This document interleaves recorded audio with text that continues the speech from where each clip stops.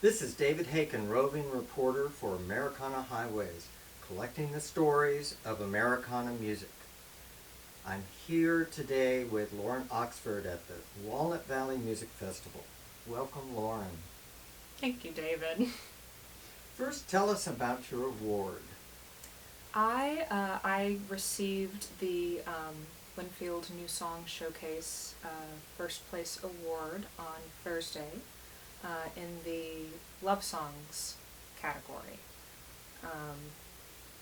I won alternate, and then this competition is kind of if you don't show up, you don't win, and so the person who was supposed to play did not show up, and I kind of got it by default, I guess.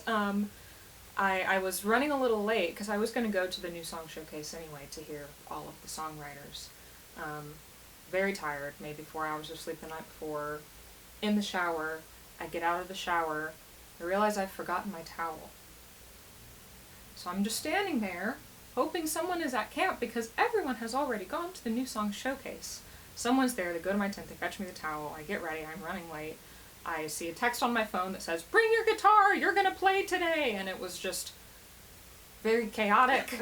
I was tired, I hadn't taken my brain meds yet, and I truly do not remember what I said when I got up on the stage. I probably made some horrible joke, and I mean, the performance went well, so that was nice, but it was just very unexpected. But I'm so honored because Winfield is so hugely important to me, and to win this award at this festival in this category too, in the love songs category with a queer love song, felt really good. Great, great. What made you start being interested in playing music growing up? I took piano lessons as a kid for probably 7 years or so.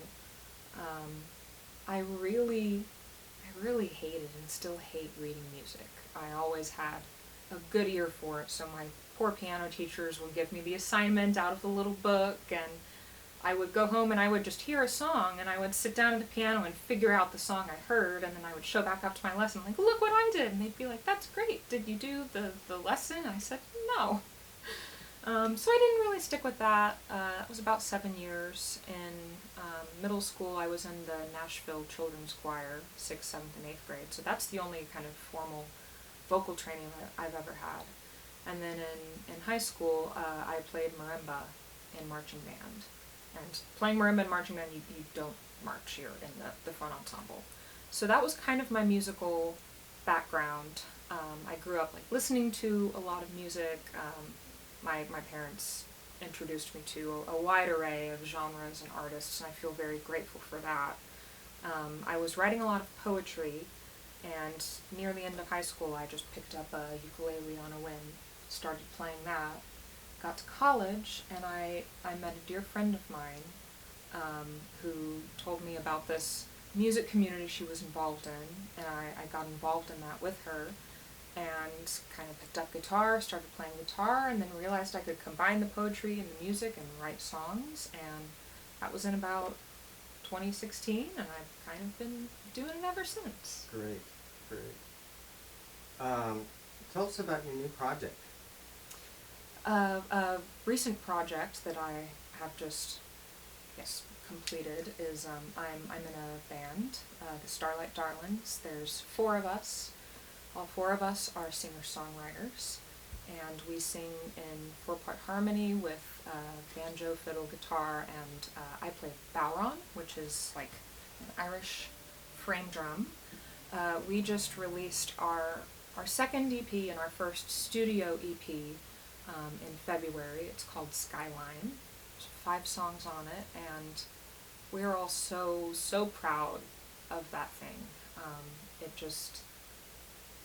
It feels like a huge honor to even be in that band with such dear friends of mine, and I think you can really feel the love and the togetherness in that EP.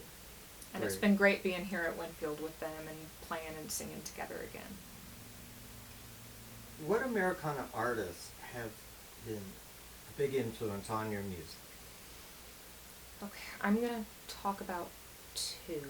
Uh, Kind of ironic because they're both in the UK. I would be remiss if I did not mention, and I don't know if I would necessarily say she's Americana. I'd say she's more like folk, definitely acoustic, but Corinne Polwart is a Scottish singer-songwriter, and I think she's one of the best writers working right now. I mean, she's writing songs that no one else is writing. She's talking about things no one else is talking about. It combines, ecology and like migratory patterns of birds, and she has a background working in like domestic violence shelters, and just all of these things come together, and her voice is a wonder, and the arrangements and the melodies. I feel like claiming her as an influence almost feels like I could never touch what she does, and if I can begin to approach it, it would be an honor. But she's how I want to be. So she's definitely an influence of mine, and I will also say Laura Marling, who is a British folk singer-songwriter. She definitely has Joni as an influence herself, and so lots of gorgeous alternate tunings, beautiful guitar work, another voice that is just astounding, and writes these really almost like philosophical, heady, like full of illusion and kind of like metaphysical things, just really amazing songs. Great. So what was the spark for this first song that you're going to play for us? The first song I'm going to play I actually wrote 1 year ago at Winfield. My background is in poetry, so as a songwriter I always start lyrics first. Get all my lyrics written. As I'm writing them, you kind of get the sense of rhythm. You might have a vague melody fall into your head. And then I beat my head against a wall for 8 hours trying to write the music. But I wanted to challenge myself a little bit to write guitar first. And so at Winfield last year I put my guitar into a really weird tuning, and I was just kind of playing around, and I came up with this phrase. It had 6 syllables, or like 6, beats in it, and I was like, okay, so this line needs to have 6 syllables, and I wrote it music first, the lyrics came after, and I wrote it for my wife, Emma, who has a steady job, stable income. She's my rock. She had a period where she was worried that I would fall in love with traveling or the road, and that she was holding me back, or like being a stick in the mud, keeping me from flying, and I wrote the song to reassure her that couldn't be further from the truth. Let's hear that song. Okay. This is called I Know What I Know.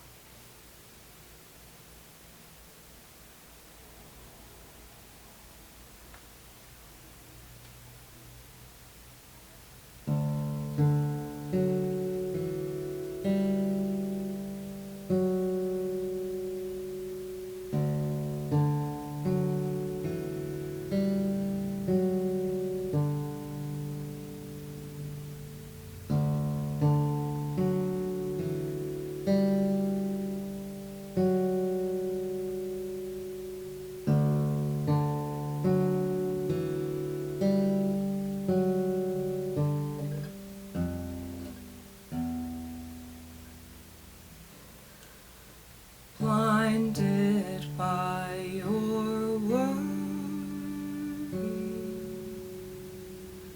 thinking that you hold me down. You fear that my freedom is the cost of wanting you around.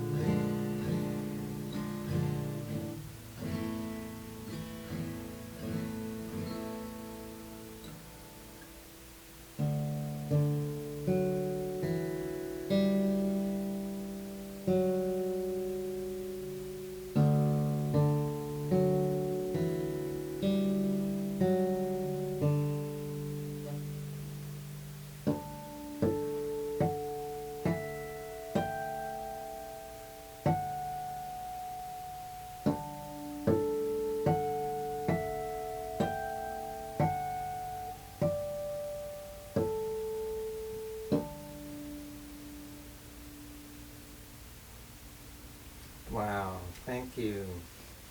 Thank So tell us a bit about the next song you're going to do for us. Okay. Oop.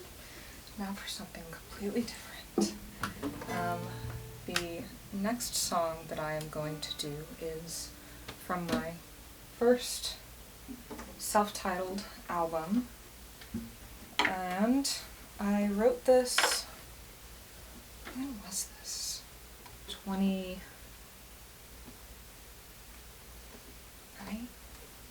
2019, 2020, I don't. Lockdown's really messed with my sense of time.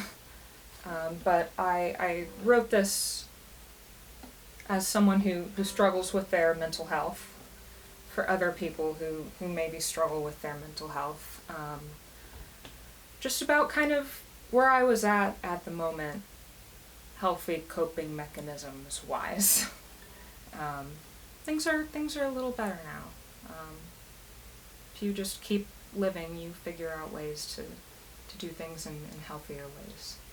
Let's hear that song. Okay, this is called Paint Myself Trying. Bi-monthly I'm going to therapy. I'm trying my best to write songs. I let people tell me they love me, and I try not to tell them they're wrong.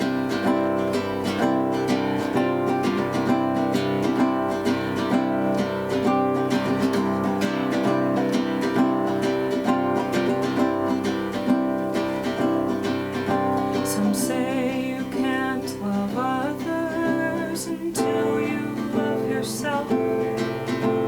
Speaking on behalf of us with imperfect mental health,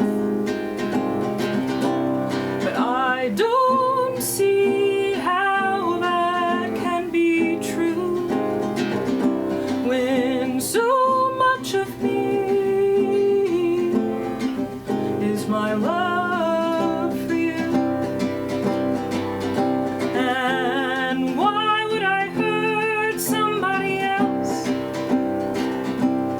when I can't take any bad thing out on myself? If there's anything that's true for me, if there's anything I've learned, I've gotta live with the bridges I've built and the bridges that I've burned. Got an arsenal of answers that I use to survive. Distract, devote, consume, fawn and self-deprive. Because why would I hurt somebody else when I can't take any bad thing out on myself?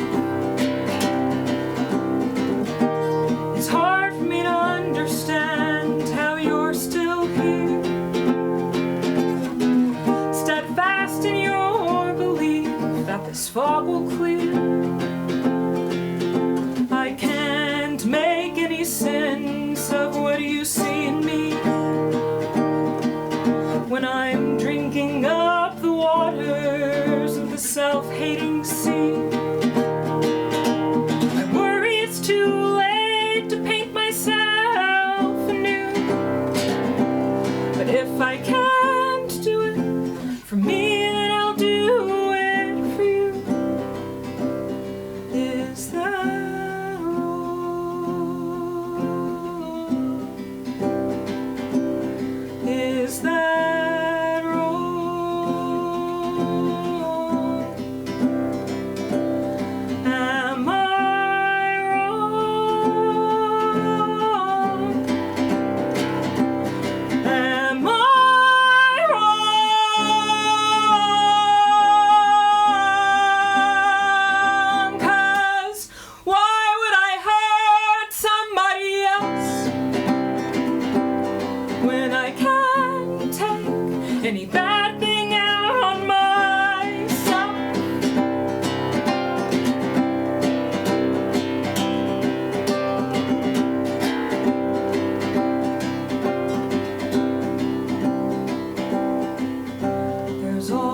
this love that hums somewhere deep inside of me, but it's all reserved for others and something that I never see. And is it healthy? No, but it's what I do to cope. We're all doing whatever we must, whatever we can to cope. Bi-monthly I'm going to therapy. I'm trying my best to write songs. I let people tell me they love me, and I try not to tell them they're wrong.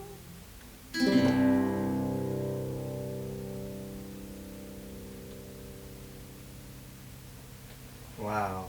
Thanks so much for coming in today. Thank you so much for having me, David.